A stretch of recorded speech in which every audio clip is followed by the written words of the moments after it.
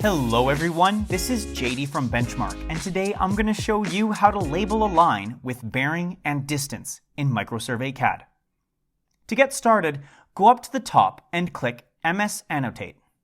If you move left here, where you can see all the possible labels at your disposal, click Label Line.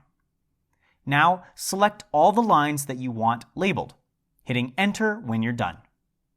At this point, you have to pick the side you want the bearing label placed for each line individually.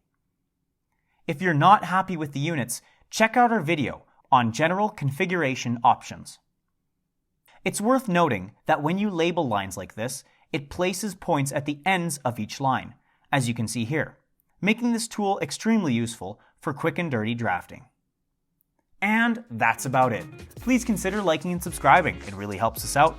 And if you have any questions about this video or about any others on our YouTube channel, please give us a call at 1-888-286-3204 or visit our website at bench-mark.ca.